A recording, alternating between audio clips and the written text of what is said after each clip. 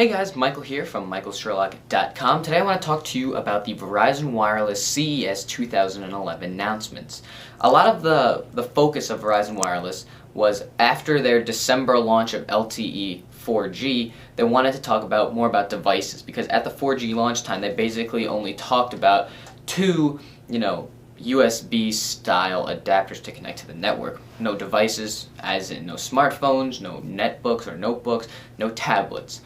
But they have addressed all those concerns at CES 2011. So let's start off with HTC. I've said it in the past, I really love HTC as a company. They make high quality smartphones, everything feels good, and the craftsmanship and pride they take in their smartphone design is pretty unmatched in the industry. You can compare it to Apple in terms of how much pride they take in their design. So they released the long-rumored Thunderbolt. That's a 4.3-inch WVGA screen, a 1 GHz CPU, 8 megapixel rear camera with dual LED flash and 720p video recording, a 1.3 megapixel front-facing camera, DLNA support, so you can stream content to televisions and such, as well as HTC Sense 2.0. These are all Android devices, by the way, that I'm going to be talking about, running Froyo, not gingerbread, but the Thunderbolt actually is going to have Sense 2.0 on it, which is kind of interesting. I really like HTC's way of, skinning these things, because even in the past when I reviewed an HTC phone that was actually running Windows Mobile 6.1, the skin that they had put on top of it made it a completely different operating system and actually made it quite usable. Probably Microsoft should have taken some cues from that.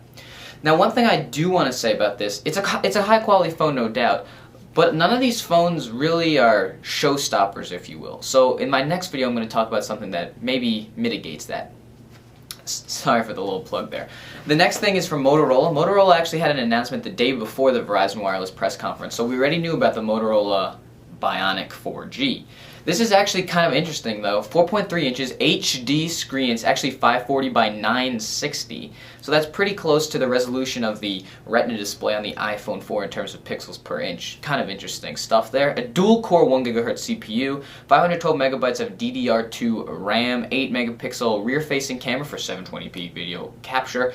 Kind of weird, a 0.3 megapixel front facing camera, which is a lot lower than all the front facing cameras on all the new devices they've announced today, as well as a 1930 milliamp hour battery for high quality performance. I'd say the Bionic is probably the best of the phones that were announced today, just in terms of specs, because of that high-res screen, that killer battery, and that dual-core CPU.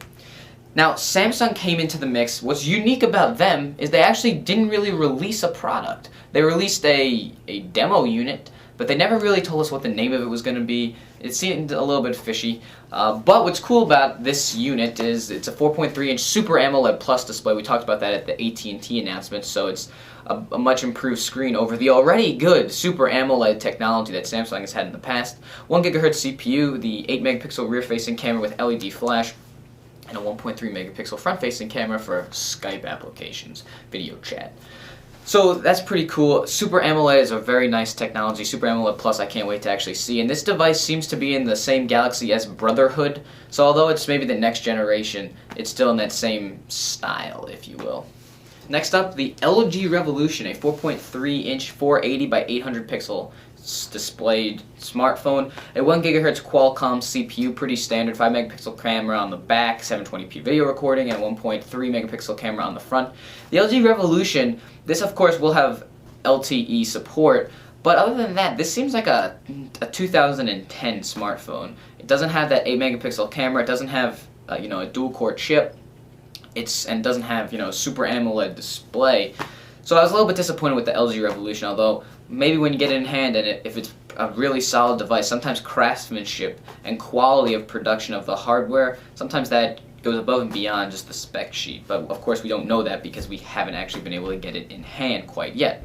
So those are all the smartphones that they announced, but they actually had a lot of other things that they announced too.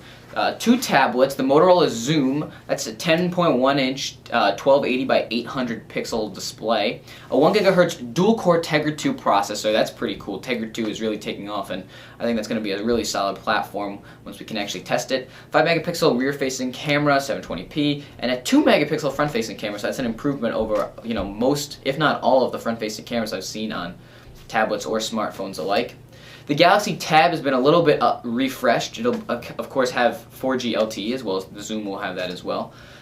Same 7-inch 1040 by 600 TFT display that I reviewed in the past, but they actually upgraded the rear camera from 3 megapixels to 5 megapixels, kept the front-facing cam at 1.3 megapixels, and they updated the CPU as well to a 1.2 gigahertz Hummingbird, so 200 extra megahertz of performance, and of course, like I said, LTE plus CDMA radio.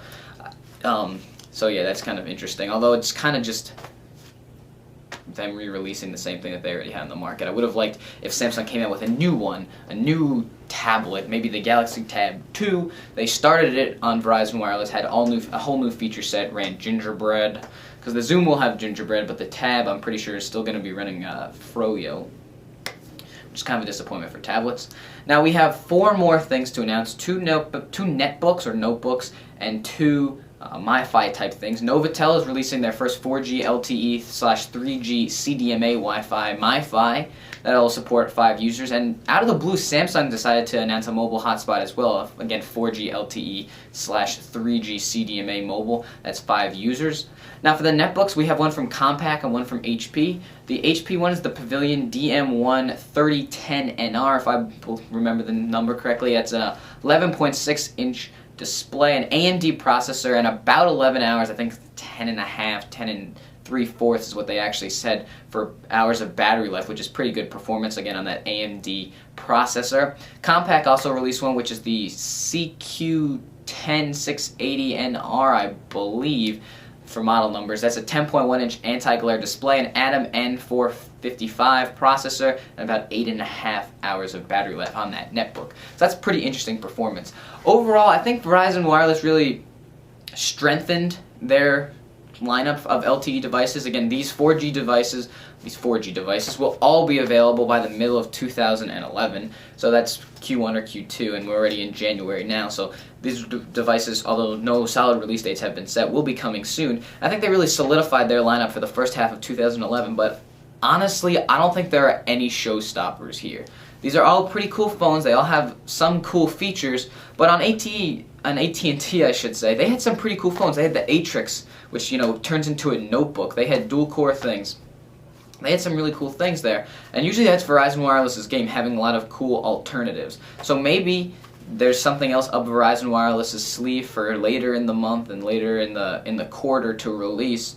So these phones are all solid, like I said, but none of them, you know, makes me want to jump out and switch to Verizon Wireless and get my CDMA LTE on. But I digress. I'm Michael Schrock from michaelschrock.com. What's your favorite, let's go smartphone from the Verizon Wireless 2011 LTE lineup? I think that just looking at these that have been announced today, I think I would go with the Bionic. Again, dual core, a really high-res screen, and a pretty solid battery as well, nearly 2,000 milliamp hours.